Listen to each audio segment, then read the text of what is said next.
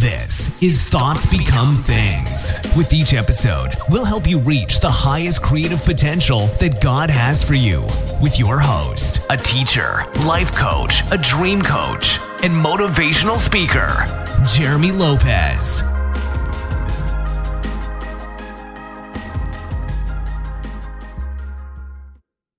Hello again, everyone, and welcome to another exciting podcast of Thoughts Become Things. I am Jeremy Lopez, and as always, thank you again for joining in with us today. And I'm excited. You know, we had a great weekend this past weekend. In fact, I just got back from LA. I love LA, have a lot of clients out there, good friends of mine, and up in Beverly Hills, and so I love to take the weekend and just really sit back and really enjoy it, and that's the great thing I love about, LA. It's just, California is just amazing, and so all of you guys in California, hey, a shout out to you. Stay in that amazing warm weather you guys have out there. I'm loving it. Hey, by the way, today is going to be a great day because, like every day is actually, but today's a good day because I want to talk to you guys about the power of no and the power of yes. I remember reading books years ago, even by Elizabeth Gilbert. If many of you know who she is, she actually wrote the movie Eat, Love, and Pray. That is based on her story, her life, and very interesting story, by the way. But you read about things of people who take a dare, who say, you know what, I've said no all my life. Today I'm saying yes to do this and yes to do that.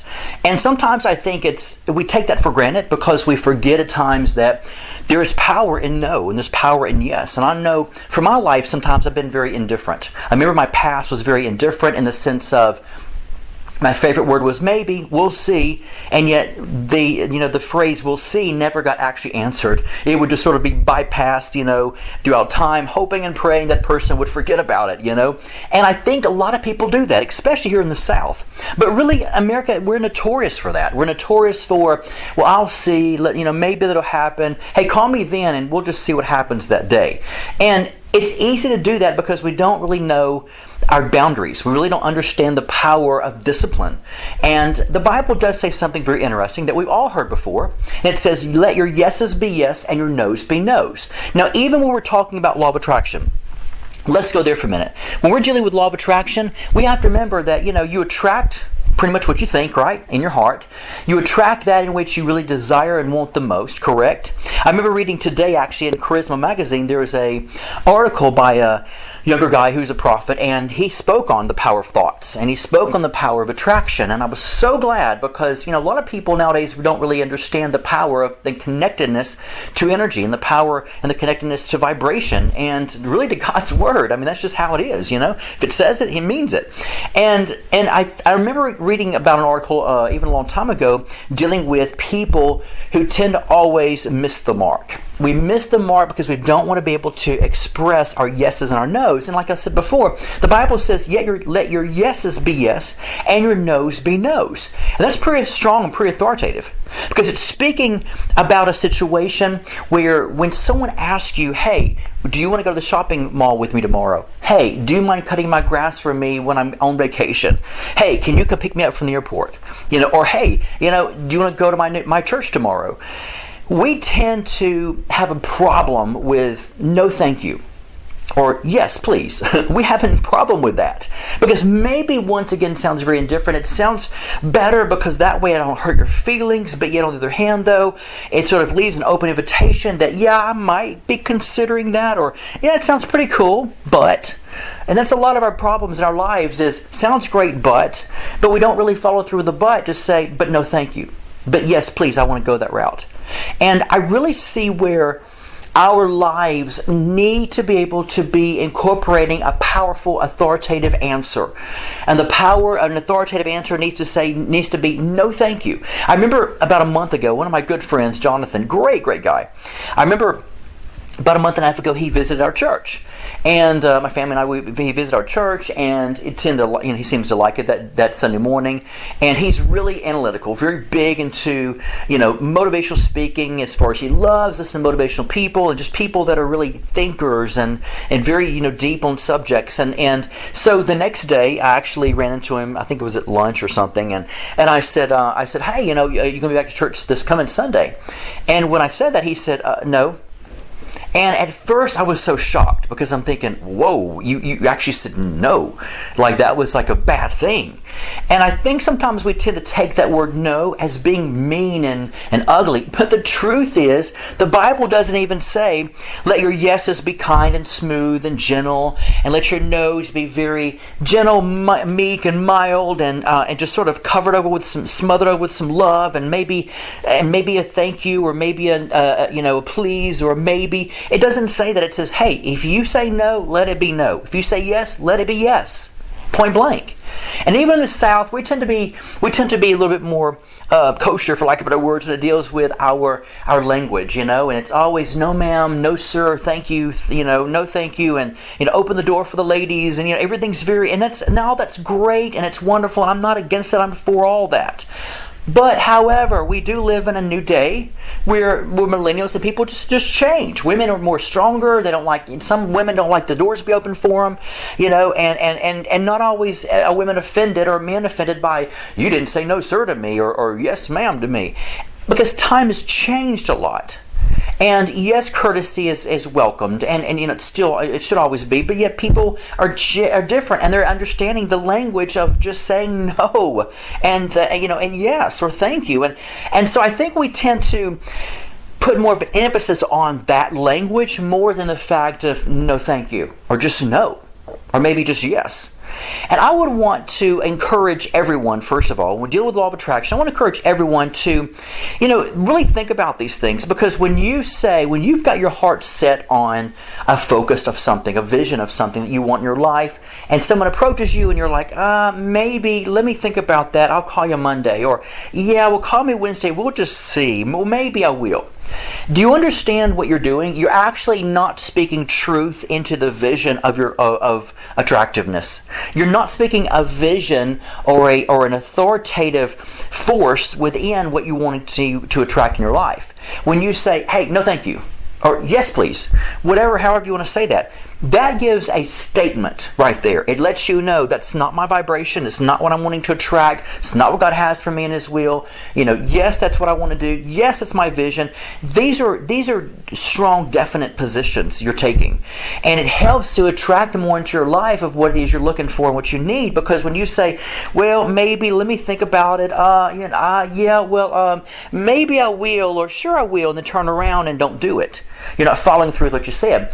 Do you understand what you're doing? Your heart basically is torn in two. The Bible mentions being unstable. A double-minded man is unstable in all of his ways. Well, that's us a lot of times. Being double-minded also means that you're going, maybe, sure, I don't know, maybe, who cares? I don't know, call me then, we'll see. I mean, those are double-mindedness, because you're not allowing yourself to be truthful with your vision of your life, of what it is you want to do, what it is you don't want to do, where your focus is. If you don't have time for somebody, here's the thing I've realized in my life. If you truly, genuinely do not have time for someone, if you truly do, and you're a loving person, you would never hurt no one's feelings, if you truly love that person, be honest with them and say, I would love to, but I can't.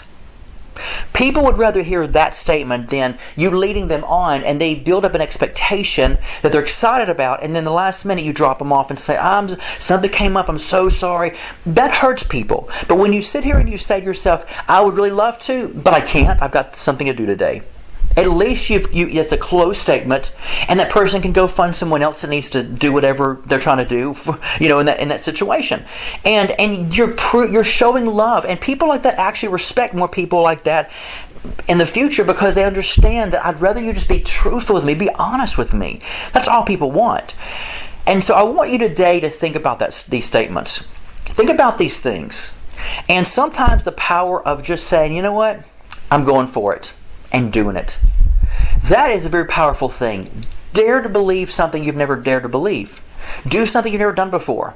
If it's something you're tired of doing and it's a routine habit in you because you're so scared to say no for goodness sake, folks, this hour. Just say no, thank you. Bam! You stop it right there. You put the stop sign up. And guess what? All of a sudden, you start shifting of what you really want and desire in your life. And you're speaking out of vision. When a person speaks out of a no or a yes, they speak out of vision.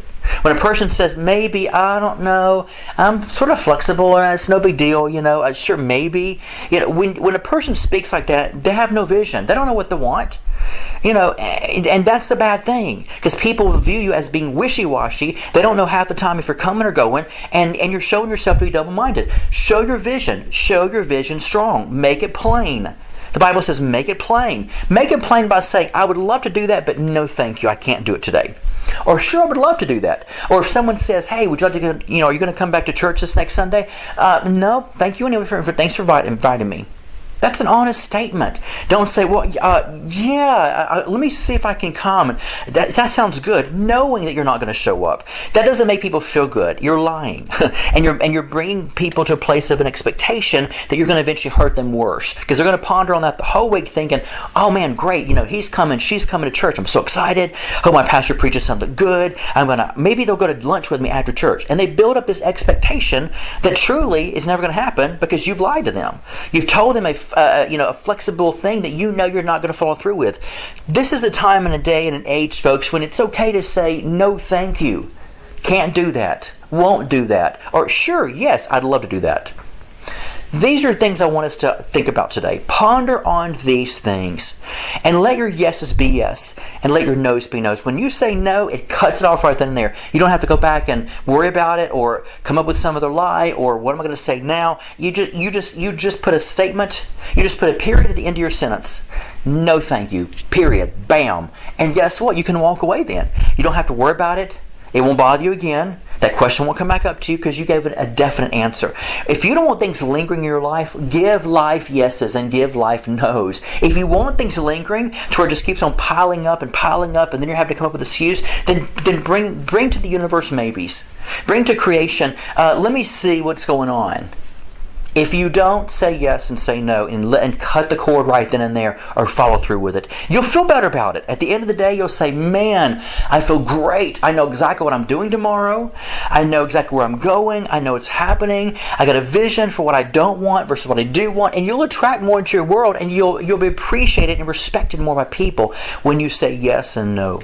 Hey guys, thank you so much for tuning in today's podcast. I am so honored and blessed to have every one of you a part of my life. You all are my family, and I love each and every one of you. I love the things you're creating. I love the things you're attracting. I love the power you guys are bringing forth through the mind of Christ to just plow the ground and plant these seeds of what you're looking for in your life through God's will for your life. So thank you again for tuning in. Also, don't forget to check out our sponsor, IdentityNetwork.net. And when you go to the website, hey, sign up to be a monthly partner of mine.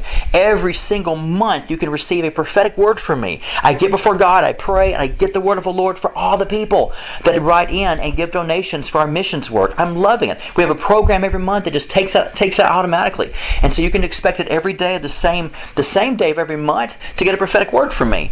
It pops up on my screen. Hey, prophesy to Catherine. I pray, get the word, send it to her MP3-wise. And you know what? She's got a fresh word of the Lord for that hour, for that season, for that month. I want to encourage all of you, get on the program.